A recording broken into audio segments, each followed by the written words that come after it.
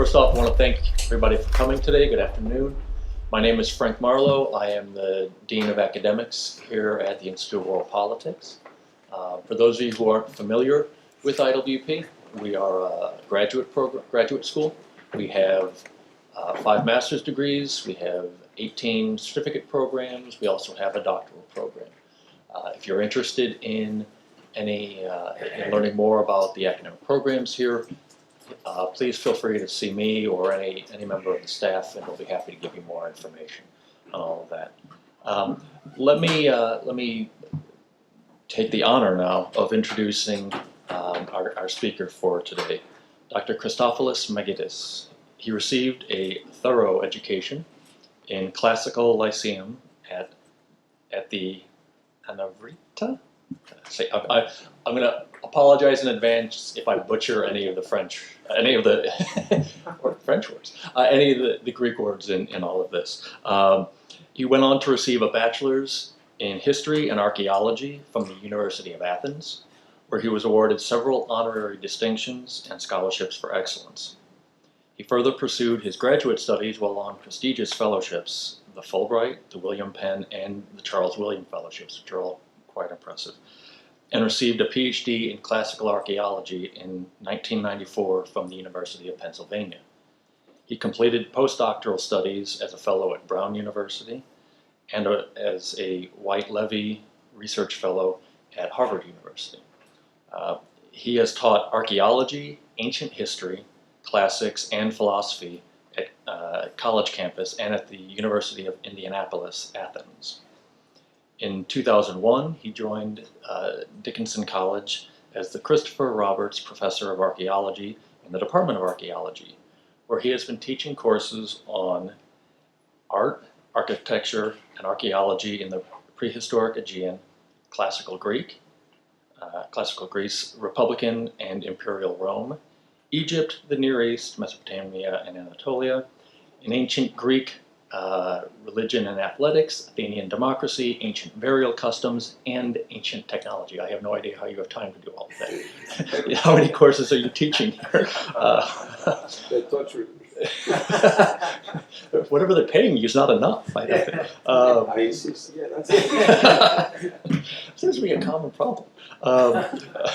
He's also an active field archaeologist with long field experience since 1985 as a trench master and sector supervisor at major archaeological digs. He has served as field director of the Lower Town excavation at Mycena, co-director of the Mycenian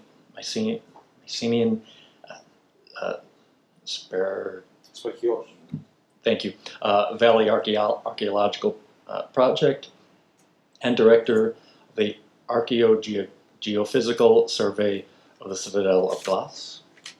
He was elected member of the Athens Archaeological Society in 1999 and president of the Mycene Foundation in 2013. His main research interests focus on Aegean prehistory, but also include classical sculpture and architecture, archaeological methodology, and interpretation. So after that introduction, it's my great pleasure to introduce Dr. Christopoulos Magidis.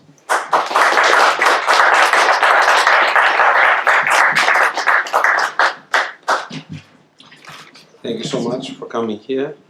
Not at all right. I would like to thank Dean Marlowe and Vice President Chris Glass and Vice President John Lovewell for, meeting me and basically inviting me to give this lecture here. It's an honor and a privilege to give the lecture at the Institute of World Politics. Let me see. Let's go. Let's move to the actual site. All right. Ancient and modern democracy, ideology, morphology, and pathology. Well, when in 1950, Winston Churchill said that excluding all other constitutions, democracy is the worst. Basically saying that really we have no other option. That's the only viable option.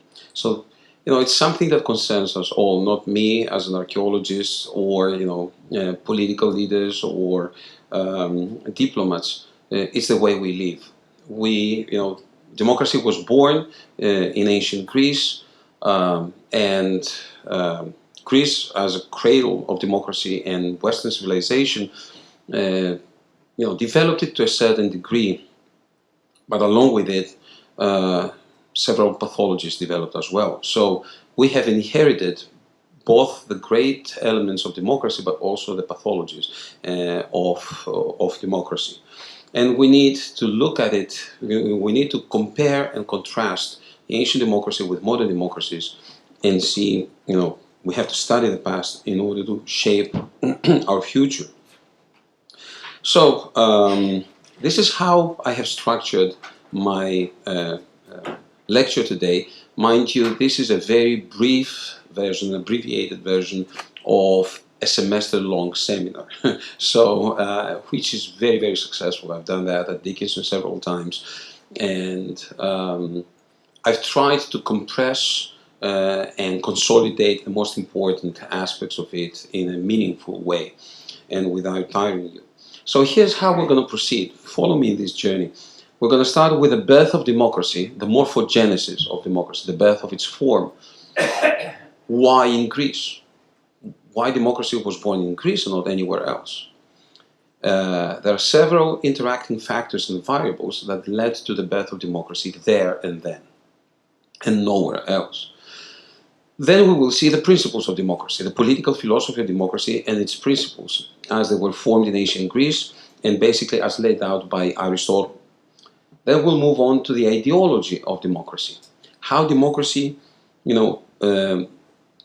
used certain mechanisms, the so-called integration mechanisms, to promote and propagate the political philosophy of democracy and to educate the citizens. Then we will talk about the pathology of democracy.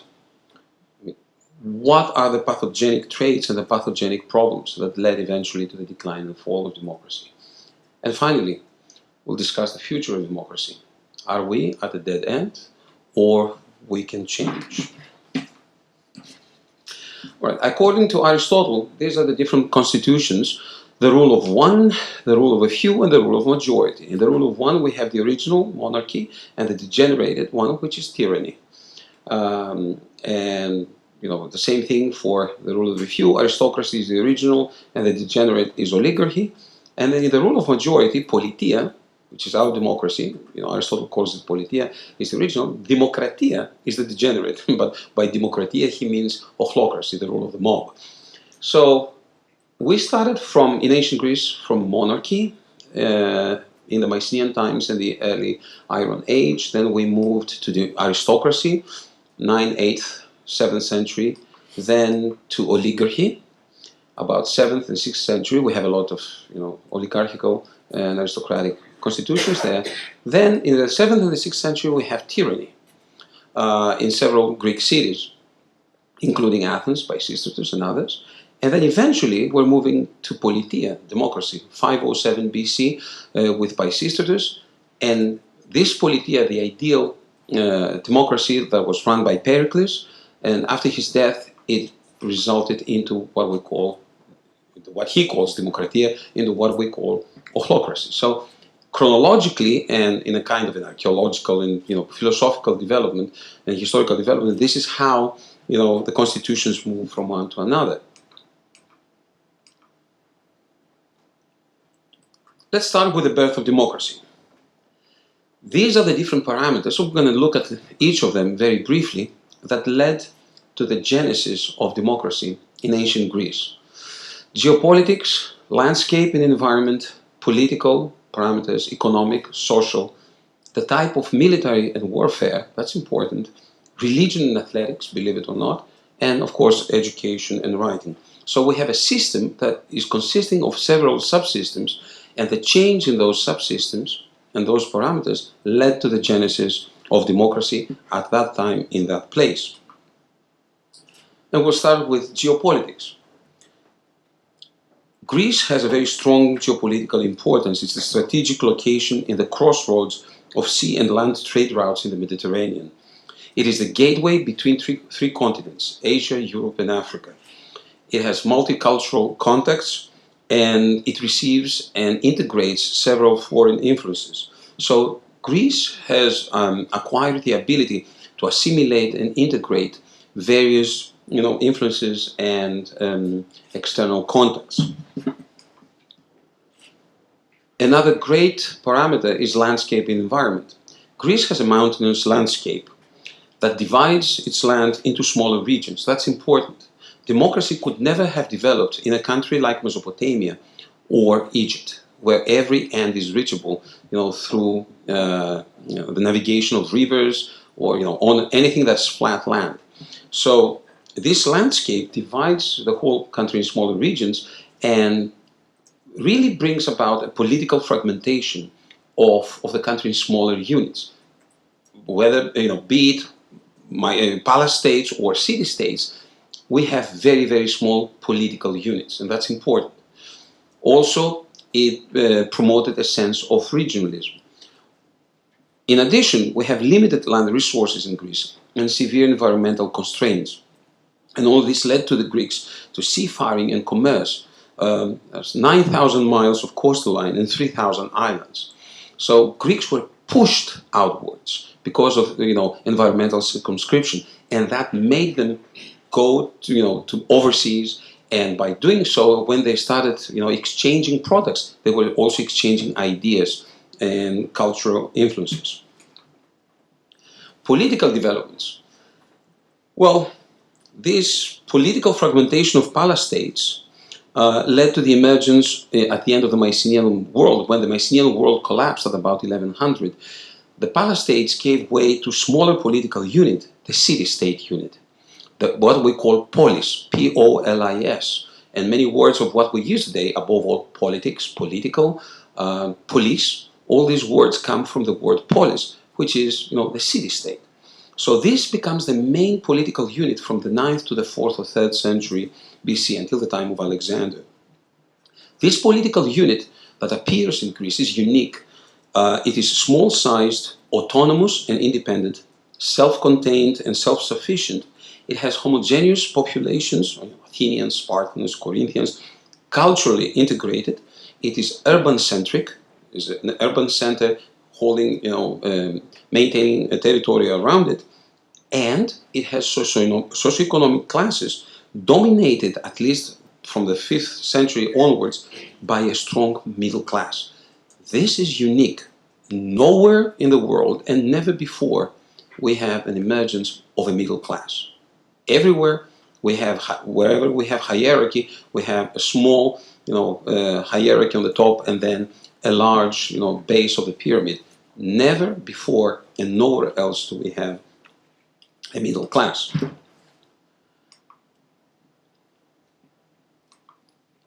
At the same time, we have economic developments. So all these parameters are happening at the very, very same time in the same place. In the 7th and 6th centuries BC, the Greeks colonized the whole Mediterranean, from Gibraltar all the way to the Black Sea, from Central Europe all the way down to Sudan. And all this colonization that happens for different reasons leads to a change of economy from agriculture to trade-based. That's an important change.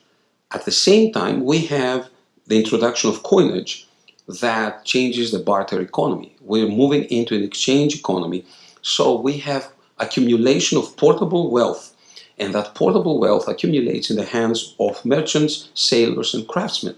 That is the rising middle class. So we have intense socioeconomic differentiation to the benefit of the rising middle class. That formation of a rising middle class and eventually an aristocracy of wealth, which we call scientifically timocracy. Timi means price, money. So it is the aristocracy of wealth, which is very different from the aristocracy of birth that was valid until that time.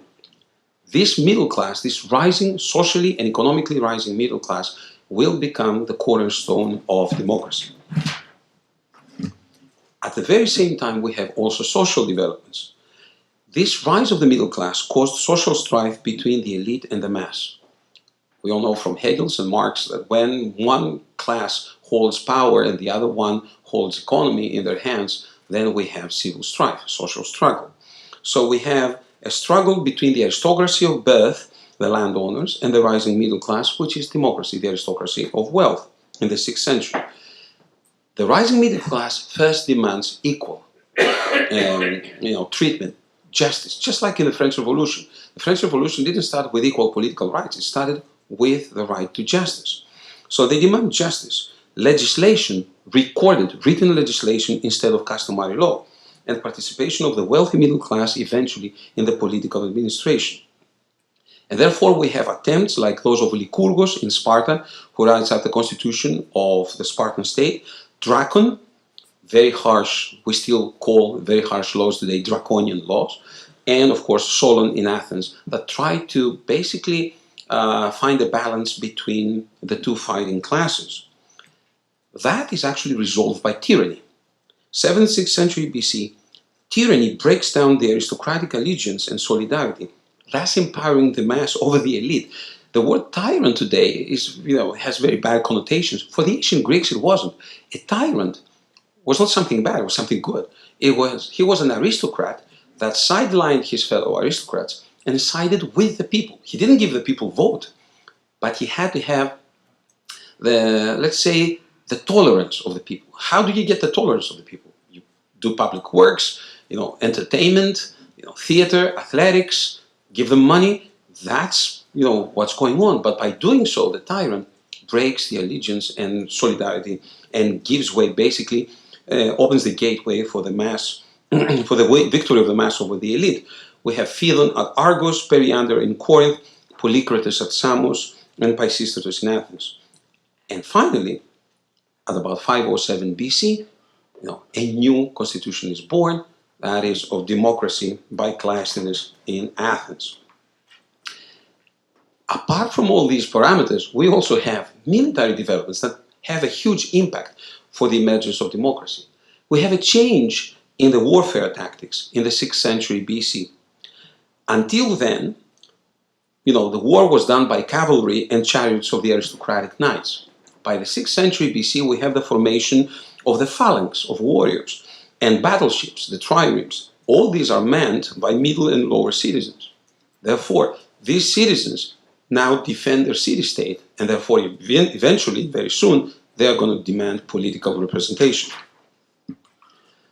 Apart from warfare, we have a change in Greek athletics. Believe it or not, that is a major parameter that exists in Greece and nowhere else. The athletics originally, and a parenthesis here, because the Greeks would say, Sophias archi onomaton episkepsis. We become wise when we start visiting the name, the etymology. Athletics, not sports. Athletics comes from the word athlon and athla, two words with the same root. Athla means the labor, the competition. Athlon is the award. So it's the same word that connotates the process and the end result. So the athletics started originally as an expression of the aristocratic ideology. They were a display of the ability and the potential of the aristocrats. 776 BC, the first Olympic Games. The motto of the aristocracy was en aristevin ke pyrochon emenealon. That is what Glaucus says that his father told him in the Iliad. En aristevin, always be the best, ke pyrochon emenealon, and always stay above everybody else. That's the aristocratic motto. Now, by the 6th century, participation opens to all Greeks, regardless of class and wealth status, because of the need for well-trained armies of common citizens. So until then, it was, the Olympic Games and the other athletics were actually a preparation for war. And they needed well-trained armies of middle and lower class citizens. And that changes the athletic ideology. Athletes now are judged solely on merit and ability. That is why they compete in the nude. They are stripped of all socioeconomic and ethnic differences. This is the meaning of nudity, athletic nudity. At the same time, the stadium becomes an arena for personal, social, ethnic competition and distinction, and a platform for cultural and ethnic integration of all Greeks. This is your passport to be Greek if you're allowed to participate in the Olympic Games. So it's a platform for integration, but it's also a kind of a social or ethnic release with that competition. Basically, the games become not a preparation for war, but an alternative to war. And that leads eventually to democracy. In the cities themselves, imagine, aristocratic, in the time of aristocracy, people, members of the aristocracy, never had any personal contact with people of the lower class. They would frequent different places, they would frequent different gyms. It was completely distant. They were completely distant. Now, they all train in the same facilities, in the same palestras, in the same gymnasia. They're all naked, and although they hate each other at the beginning, they have to embrace each other when they wrestle. When you box, you have to have physical contact. Physical contact, even against someone that you hate, brings you together and helps you understand him and accept him. So all this eventually, by the 6th and the 5th century, brought different social classes together, integrated them, and brought socioeconomic integration of population and equality between social classes. The last factor is education. In the history of human script, we have 3 stages of writing. The hieroglyphic, which is basically depending on pictograms, and you need to know anywhere between 20, 30, 40,000 pictograms, and each pictogram can take different meanings. For example, an eye in the Egyptian hieroglyphics may mean an eye, or with the appropriate indications may mean a verb, I see, or a combination with something else. An eye and an elephant's tusk means the dentist, the man who examines teeth. So you can make different combinations, but all this requires a lot of imagination. You need to know about 40, 50,000 signs. So that becomes a prerogative for the powerful and the educated. The scribes are very important. This is a powerful weapon that's not allowed to the people, that's not afforded to the people. Then we have the syllabic systems like cuneiform and linear A and linear B, where each sign acquires a phonetic value of a vowel or a consonant in a vowel. You need about 150 of them. Still, that's difficult. And then come the Phoenicians, and especially the Greeks, who create an alphabet where you're not based on pictograms or syllabograms, but on letters. Each letter has a unique phonetic value. You need 20 to 26. Even an idiot can learn how to read and write. So from that point onwards, the prerogative of aristocracy and hierarchy stops being a prerogative and it's being diffused gradually to the base of the social pyramid. That completely changes the world. This alone changed the world. And this happens in Greece. Now, take all these effects cumulatively and the multiplier effect that they have in the main system. That is why democracy was born at that time in that place. And of course, the diffusion of writing and education in the Greek society led to written communication, law, politics, religion, trade, art, and of course to scientific research and literature. Laws are being published on inscriptions. Common citizens write up names of those who want to be ostracized on shirts. And then look at this, look at the bottom one. Exekias Epoesen.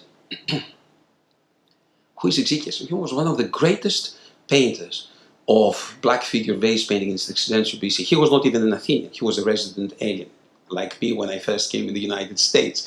Now I'm a citizen. So he writes in beautiful Athenian, and he signs. Think about this. Nowhere else in the world, before or after this, until the Renaissance, do we have artists signing proudly their names on the products. Nowhere. Egypt, Mesopotamia, Central America, South America, North America, China, Indus Valley, nowhere. We don't know their names. These are the first ones that proudly name their names. Why? This is the rising middle class. They claim their rights. They're proud of what they're doing. And look at the inscription. It doesn't say that I made it. It says, Exekias epoisen me. Exekias made me. Who speaks? The artifact. It's a living organism. It's a creature. And this way, the painter presents himself as God, as a little God who creates his own creations. Amazing things when you start studying, the influence of writing in democracy. So, in short, this is how and why democracy was born in Greece at that time. Let's take a look at the principles of democracy as outlined by Aristotle in Politics. First of all, freedom of action, ελευθερία. Freedom of speech, η σιγορία. Both of them, however, according to Aristotle, are not absolute but limited. Our freedom of speech and our freedom of action stops where someone else's freedom starts. So they are conditional, not absolute. Equality before the law, isonomia, that's absolute. There's no exception to this, according to Aristotle. The majority rule, mass versus elite, πλειοψηφία. And again, this is also conditional. Also, the majority needs to take into account the wishes of the minority. But it's majority rules, πλειοψηφία. Something that most democratic citizens don't take into account, accountability. Euthina. And the accountability is not only on the politicians, it's on every one of us. When we make a choice and we vote, we are individually responsible for our choices. We don't want to accept this. We want the responsibility to diffuse to the general number, but this is not the case. We have individual responsibility as citizens and as leaders. Tripartite division of government. This didn't start with Montesquieu. It started in the late 6th, early 5th century. We have the division in legislative, executive, judicial, and now, today, the last 300 years, we have another pillar of democracy, the press.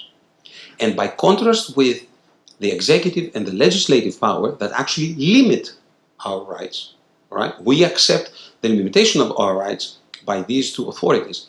The judicial and the press are there to support our rights. They are supposed to be on our side. So when something is not going well, it's not basically because of the executive or the legislative, it's because of the judicial. And in our case, because of the press as well.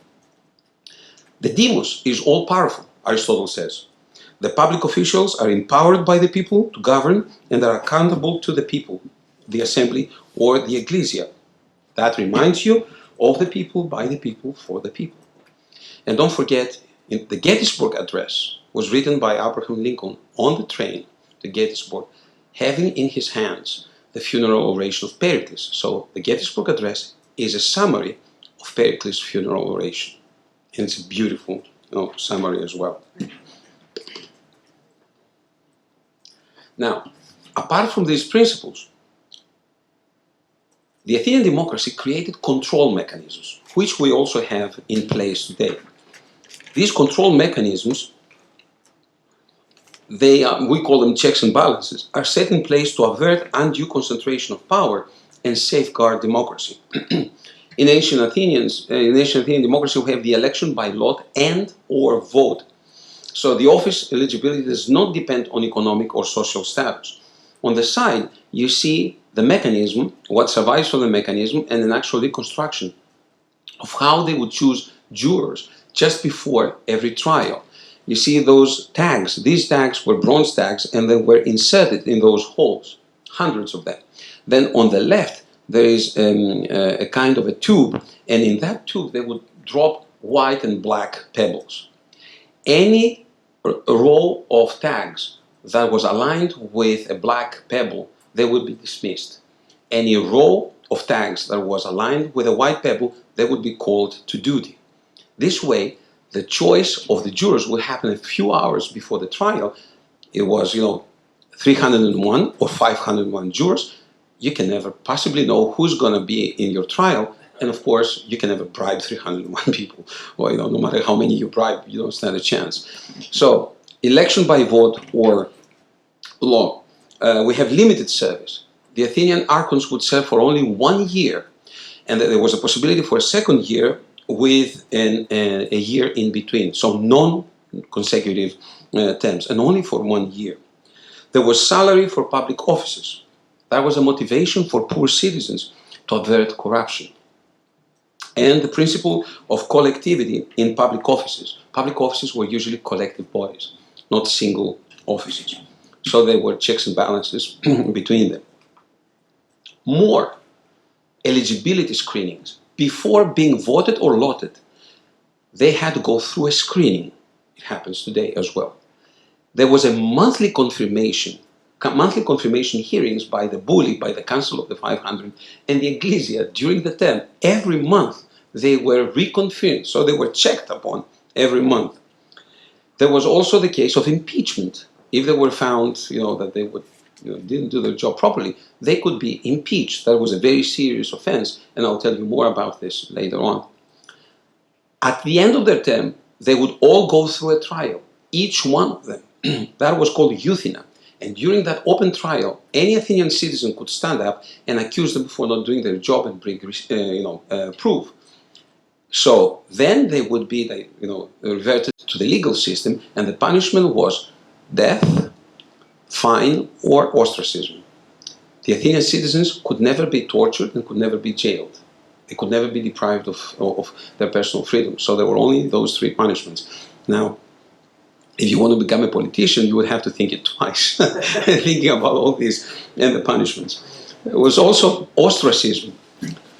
You can see the ostraca there.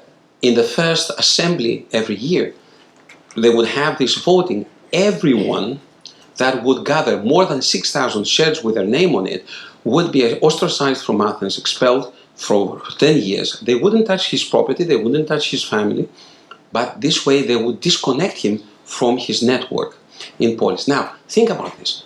This guy has done nothing wrong. This is preemptive action. This is punishing of intent. Not even intent. They don't know that they have such an intent. But this guy, any of these guys, has become all too powerful, and he has become a threat to democracy, to us. This is incomprehensible. This is preemptive action. To them, it was absolutely perfect. So you see the different names: Aristides, Kimon, Pericles, etc., etc., etc. This started in 507 BC and went on until 417. 417, two big parties were talking about this just before the Sicilian expedition, and you have Nicias in charge of the conservatives, and Alcibiades, the nephew of Pericles, in charge of the radicals. They know that the things are polarized, and one of them is going to be expelled. So ostracism takes place the next day, and someone called Hyperbolus gets 15,000 votes, and everybody looks around. They don't know who this guy is. Not even his own mother knew who he was. And then the Athenians realized what was done, that the two political parties had actually, coordinated all this, so a third person would be expelled. And this is when ostracism stops. They stop the ostracism. And another parenthesis, look at the shares. We found thousands of them. We analyzed them. We thought that if we study them epigraphically, that's called paleographic, studying, we would be able to see how the ancient Athenians would write, spelling mistakes, the level of their literacy and so on and so forth. We studied thousands of them, and we found 80 different handwritings. 80 out of 1,000 shares. What's going on? Party politics. The shares were prepared. At the time of ostracism, each of the two political parties had scribes. They were writing down and handing them over. That's 5th century BC party politics, 2,500 years ago. We still do the same thing today, prepare ballots. Finally, to come back to the different things about democracy and checks and balances, the liturgies. Very wealthy Athenians would have, apart from tax, they would have to do certain liturgies to actually take over. This is called a wealth tax, or a distribution of wealth. They would take over the funding of a theatrical performance, chorigia, or triarchia, the funding of a whole trireme and its crew for a whole year. So that was beyond and above, the normal tax. It was a wealth tax that led, to redistribution of wealth. So we're done with, the principles and the mechanisms of the democracy, and we're moving into the integration mechanisms. This is a very interesting topic. I mean, this causes a lot of discussion among the students and participating faculty. Democracy developed then and now certain integration mechanisms to propagate its own ideology and educate the citizens. The first concept of democracy, realism. All the other constitutions focus on charismatic people, a tyrant, a king, aristocrats, charismatic people with great intentions or with great morals. And, when I hear great intentions and holy aims, I mean, obviously these subjective social constructs, the worst actions are filled with great intentions. Democracy has realism. Democracy is based on the a priori realistic admission that absolute power corrupts even the best of people. So democracy doesn't care about best intentions, regardless of good intentions. Democracy is all about maintaining procedures that safeguard a defined frame for conflict of ideas, not conflict of people, through dialectics, thesis, antithesis, synthesis, and compromise of conflicting interests. So it's realism on the side of democracy and adapted by democracy. Real time. Democracy embraces real time. It focuses on the present and the future, unlike monarchy and aristocracy that focus on the past, because they have to legitimize the position and the leadership of the aristocrats and the tyrants. So democracy doesn't care about the past. Democracy cares about the present and the future. The transition from thesmos to nomos. Thesmos is the customary law. The aristocrats and the tyrants loved this because these were unwritten laws. You can apply them any way you want to whomever you want. But nomos means written law. It applies to all, it is recorded, and secures equality and justice. And this is what democracy embraces and brings forth. Democracy moves from traditional conservatism. All the other constitutions, tyranny, aristocracy, monarchy, are, integrate traditional conservatism. They survive because of conservatism. They don't like change and they don't like criticism. Democracy is based on radical criticism of the old ethos and the past ideologies. Strong criticism and satire of current structures, ideas, and people, important people, through philosophy, oratory, and comedy.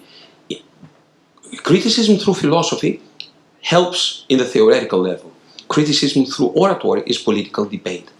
Criticism through comedy is public sentiment.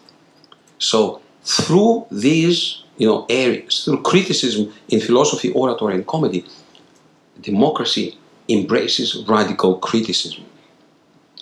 Democracy moves from the clan-based society to the rule of the mass and the importance of the individual. The individual is the main,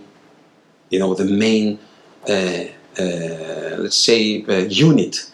Although in aristocracy and tyranny and all the other constitutions, the main unit is the clan. In democracy, is the individual. In democracy, we have a unique thing, rhetoric. Where else do we have rhetoric? In what other constitution? It's useless anywhere else. So we have the development of rhetoric, where for the courts of law and for the political debates in public fora. And these were developed by the sophists and the professional public orators in the 5th and the 4th century. Sophists like Protagoras and Critias, who they were proud to say that they were able to make the black look white and the white look black. That's not necessarily great rhetoric, but the ability of convincing people for the impossible, that is put into the service of democracy. All the other constitutions use mythology. Tyranny, monarchy, aristocracy. Why? Because this is how they sanctify and legitimize their power. Democracy, focuses on historical fact. So we have the development of historiography with Herodotus and the development of history with Thucydides. We have a transition from fiction to historical fact, and this is used and manipulated by democracy as an integration mechanism. Something you haven't thought of, possibly. The emergence of theater and dramatic poetry. Theater emerges at the time just before the flourishing, the emergence of democracy. The other constitutions focused on epic poetry. For example, monarchy and kingship on epic poetry.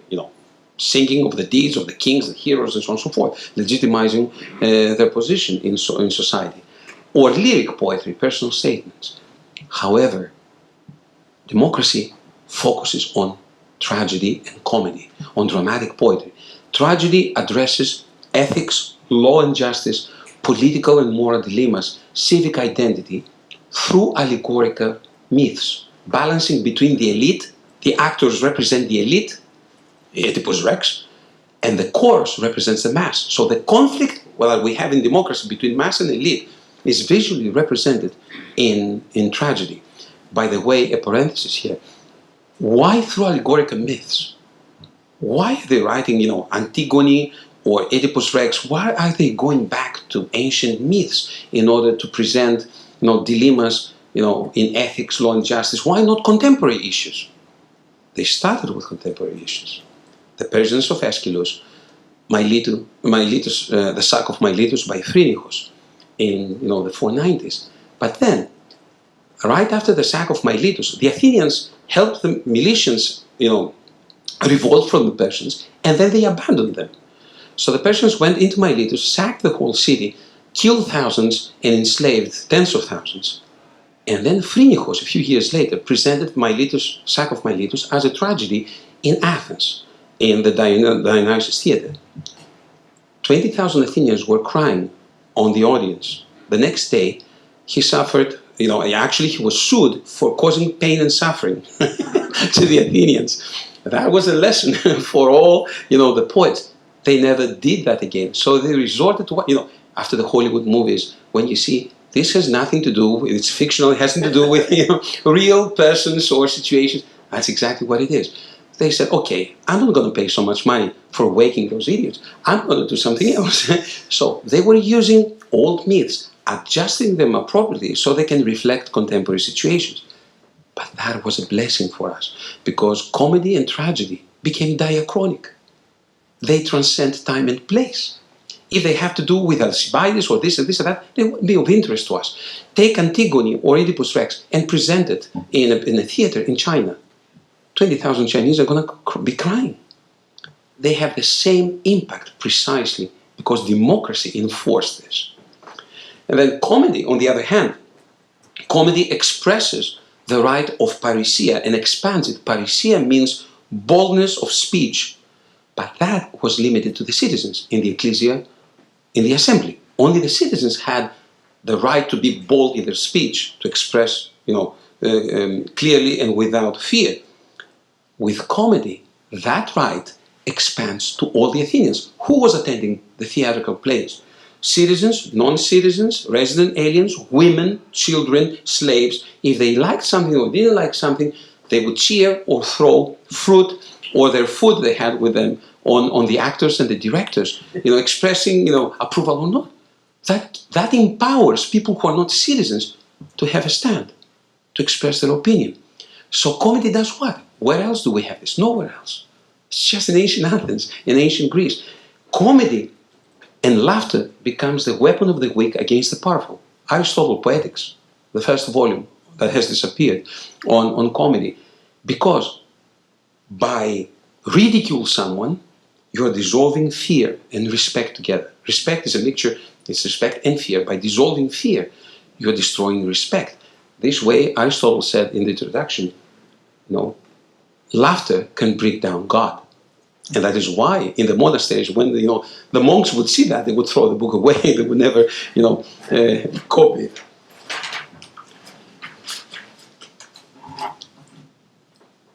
Another integration mechanism, unique again.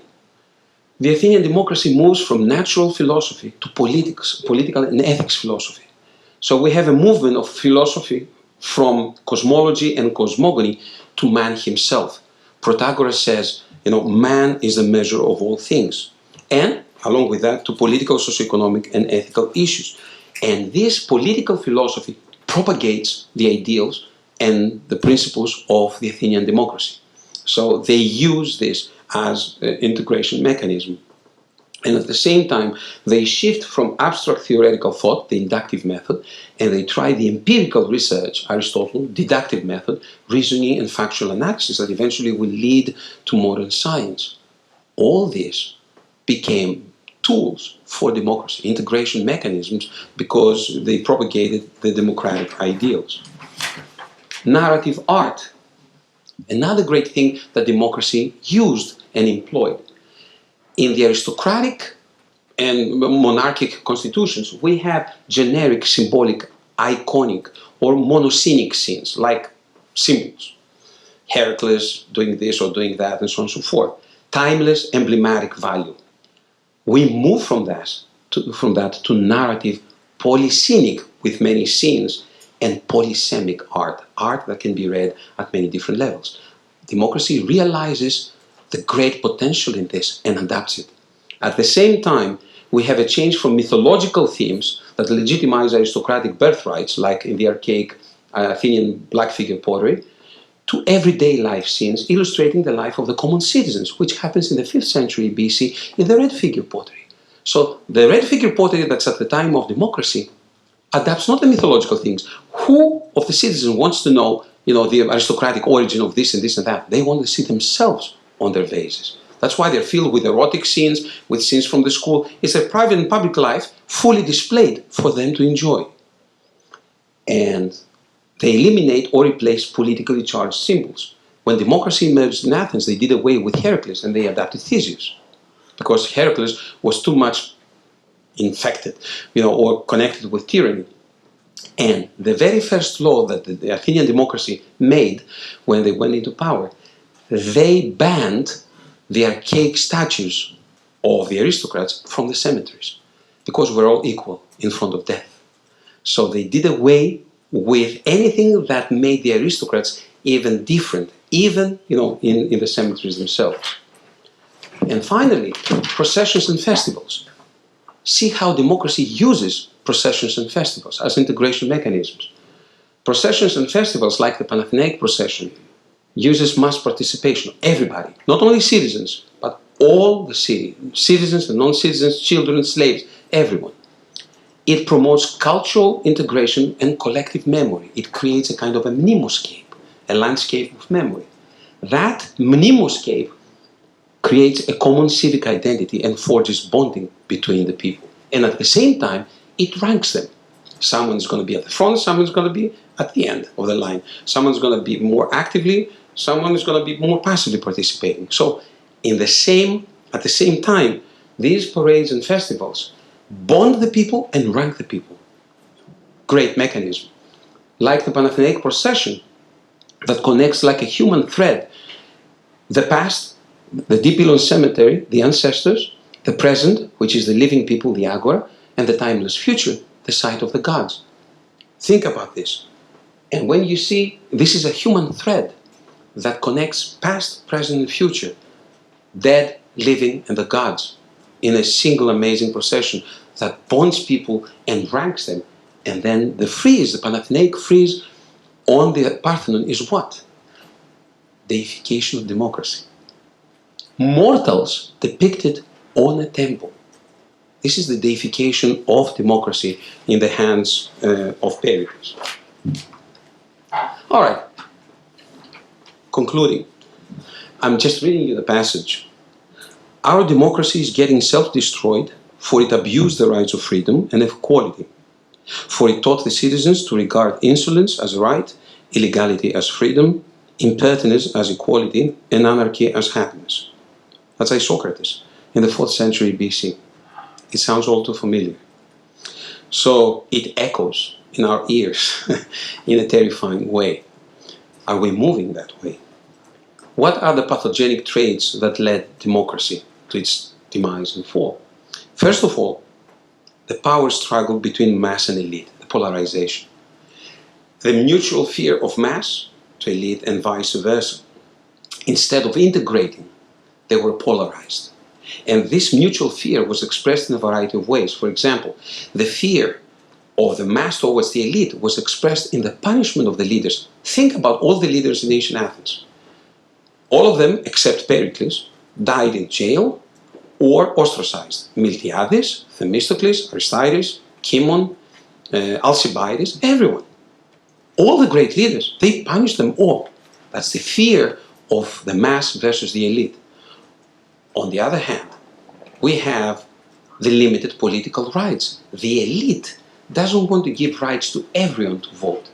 So only males and males who have property were voting. And eventually Pericles opened it up to all the male citizens. But that's exactly what happened in the modern years. Think about the first US Constitution. Who votes? White people that have property, those who have stake in the game. It's the same in the first constitution of the French Revolution. It's the same in the first constitution in Greece, 1821. The first three countries that established democracy in the modern world have limited political rights to only those who have a stake in the game. That's the fear of leadership, of elite towards the mass. Do you know what was the first country that allowed full political rights to all male citizens, regardless of property or education or anything else? Germany, 1880s. It was Bismarck. The result, 20 years from then, 2 world wars waged by that country. So, no, they probably were right at that point precisely because of the lack of education. So this is the power struggle that really messed things up. The number 2 and number 3 are actually problems of the leaders. Demagogy and populism. They appeared already in the 5th century BC in democracy. Just making sure that you pet the people, don't make harsh decisions, but make decisions that people like. That's not leadership. So demagogy and populism destroyed democracy. Also, political parties that were not formed on principles or ideology, but they were prosopocentric. That was also another parameter that destroyed ancient democracy. Number 4 and 5 is inherent problems, like the lack of continuity of government. When you change government every year, like in ancient Athens, you have no continuity. And this was happening out of fear for the elite. But when you change government every year, really you have lack of continuity. Also, the misoperation and dysfunction of the judicial system. In ancient Greece, the judicial system imposed this principle, which is the reverse of what we have today. You had to prove you were innocent. So the weight of testimony was on the side of the accused, not on the side of the accuser. That led to dysfunction of justice. Number 6 and 7 have to do with the people themselves.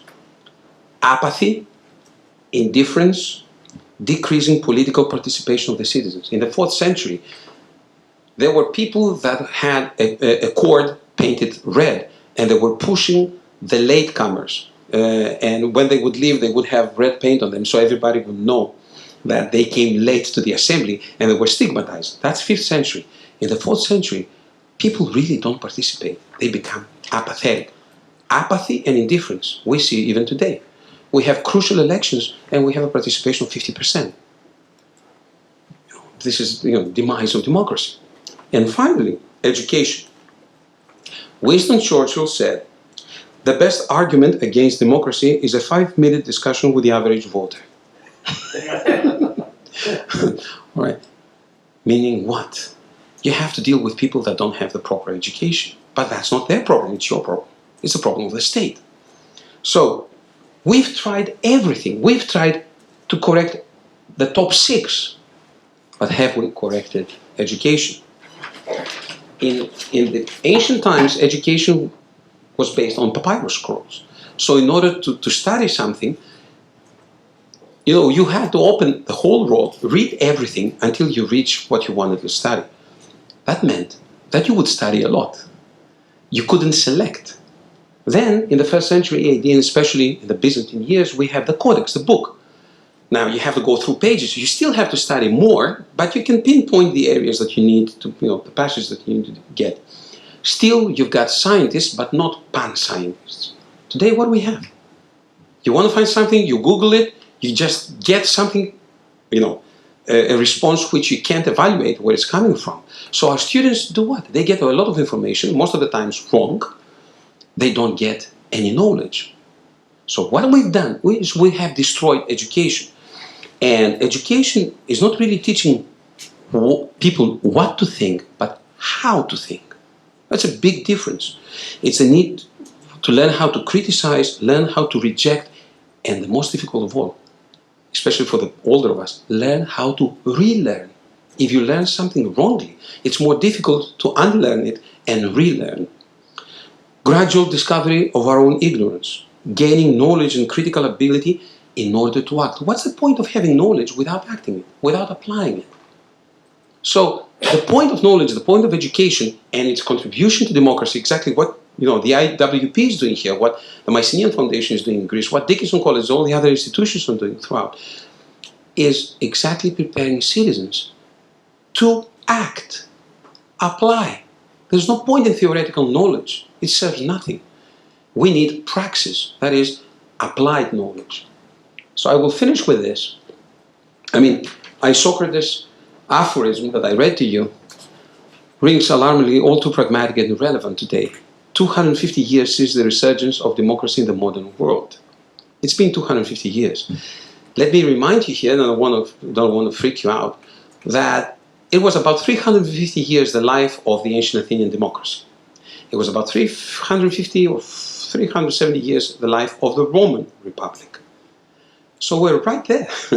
We're at 250 years, and we have already started seeing, the degeneration. So, are we running in a similar cycle? Repeating all mistakes, starting at the same juncture, heading towards the same dead end. To navigate forward, find solutions, and shape our future, we need first to study our past. Thank you for your attention. Next.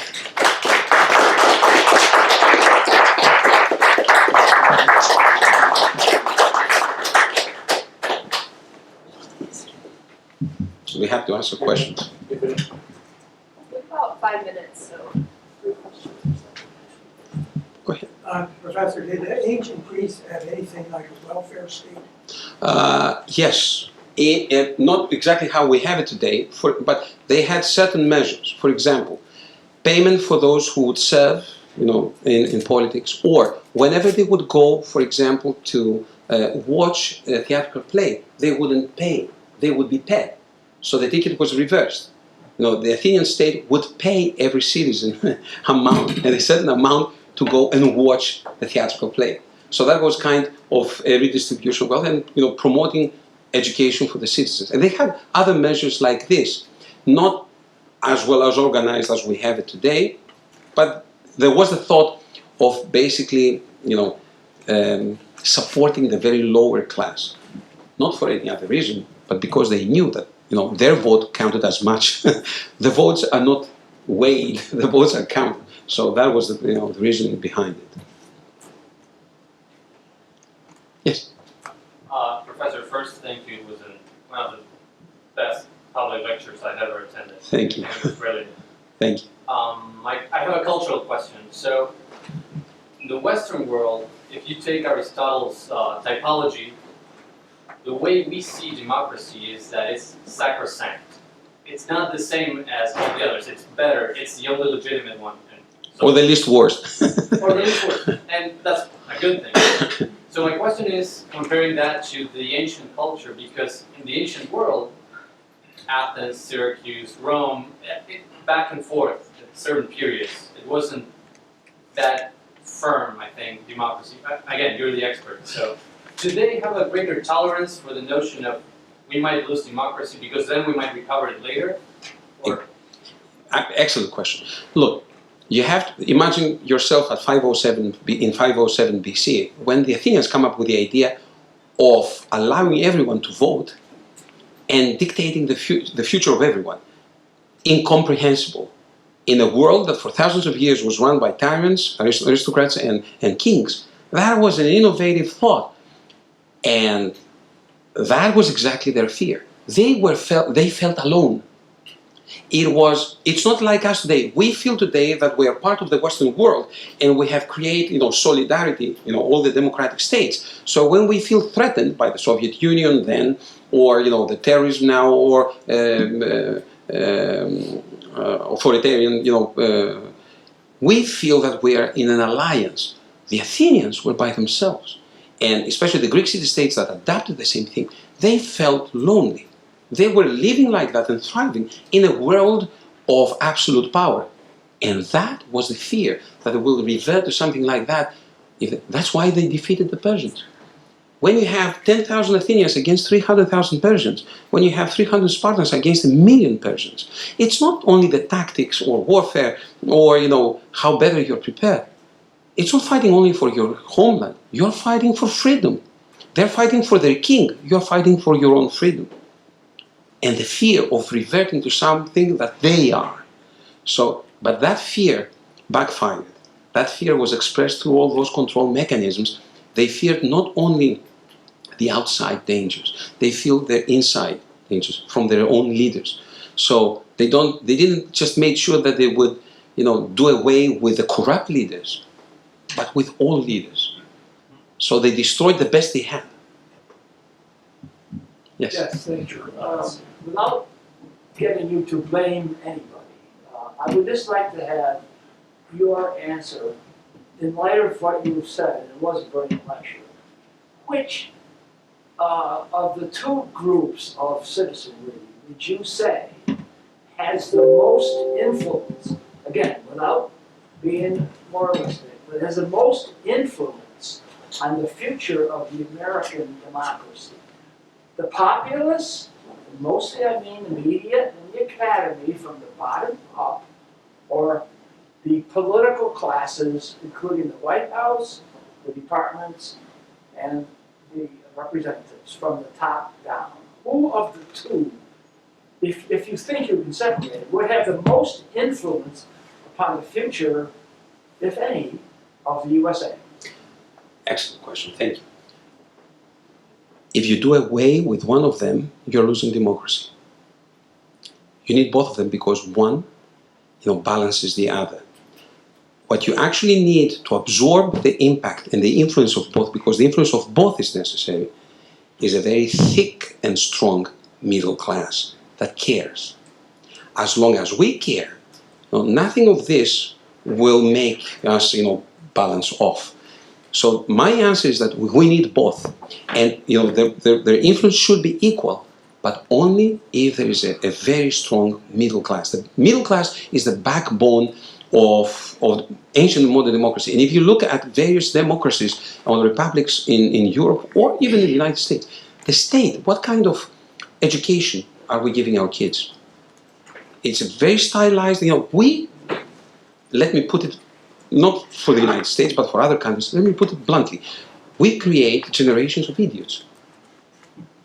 They need to know to do certain things well, but they have no critical ability. And the state wants them not to have critical ability, because if they can have critical ability, then their vote is not for purchase or for influence. So, again, too much administration can be bad. Too much populism can be bad. But all these are absorbed only by the middle class. Hello, Pathogenic, ευχαριστώ. Παρακαλώ. You make me very proud to be Greek American by your talk. Me too. This wheel has this graphics. Ψήφος δημοσία. That is a small metal vote. These are ballots. And this is the ballot vase. The ballot base, So it says ψήφος δημοσία, public ballot. So they were allowed to have this and they would vote about different things. Right. Yes. Thank you very much for your presentation, really excellent. A request, would it be possible to have your slide and to circulate to the people? I actually have a similar presentation, but I can put that up as well.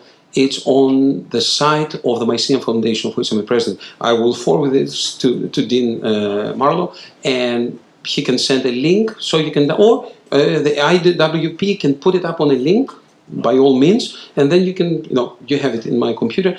You have my permission to put it up, and people can download it. And a question, would an electoral system that is proportional rather than majoritarian help to reduce the decline of democracy? Well, I have this question from many people. Well, this kind of system goes back to the early ages of our ancestors here in the United States. I'm talking now as an American, but it's mine as well now. And that was the fear of allowing the majority. And it was a well-rooted fear at that time. You see, the Americans did it, the French did the same thing. When the French went overboard in the last phase of the French Revolution, you saw what happened. There were more dead in the guillotines rather than alive. So this thing goes out of hand. The same thing happened with Greece in 1821. So there was legitimate fear, and it worked for centuries. Now, if you're asking me, should we change it or not? I would still be hesitant to change it for one reason, especially for the United States, because we don't know who is here. We have, legal immigrants. We have illegal immigrants. We have people that vote that they shouldn't vote. We have people that should vote and they don't vote. So, do we really know what is our, what is the body of citizens? Who is voting? Have we defined who should be voting and when, and after how many years, and so on and so forth? It's a country that receives so many immigrants, and legally or illegally, just like now Greece and many other countries in Europe, and all this has distorted, the electoral vote. The popular vote. So I would still be hesitant, although I can't label myself. I won't label myself as a radical or conservative. I would still be hesitant right now to change it in the United States. Thank you for the talk. So my question is, in your opinion, what education system could improve our democracy? Great question. All right. Here's what we're trying to do. First of all, proper education should have three axes: knowledge, communication of knowledge, development of critical ability, and original thinking. If you have only knowledge and you have critical ability or original thinking, you don't receive education. You just receive information. So that's basic. Now, on top of that, education must be interdisciplinary. You're not being taught philosophy or biology or politics. It has to be an interdisciplinary approach. So you have to be able to move from science to science and from field to field with some knowledge of the field. It has to be cross-cultural. It has to be experimental. It has to be experiential, because whatever you learn, whatever you read and write, only 20% you maintain. Whatever you experience, you maintain 80%. So it has to be experiential. It has to be effective. It has to be sensitive to different learning methods. And above all, it has to give you the ability to apply it, to become praxis. If you receive education with that checklist and you got everything, you are in the right course. Thank you. Yes. What you just said, Last question, should you please. ever limit the ability of certain classes to vote, uneducated classes? With what you just said, what you just proposed about Yeah. education, is there a role in limiting the vote? I didn't hear you at all. Is there a role to say certain people are not educated enough to pass an intelligent vote? Not educated enough. I mean, especially in the United States, we have one of the best systems, although not the best. In Denmark, in Sweden, in Norway, why are they doing better than us? Why are they having better educational systems? And of course, these are countries of 2 or 3 million people, not countries of 300 million people.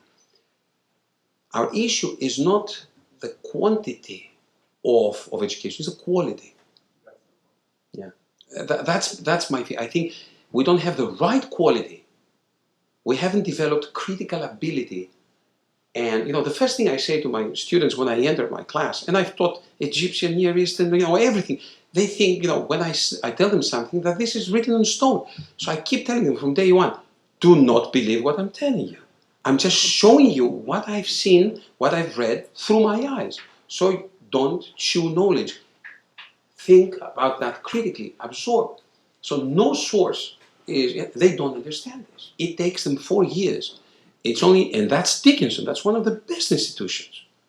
It's not a community college where people go in and out. It's one of the best institutions, and still students don't get it.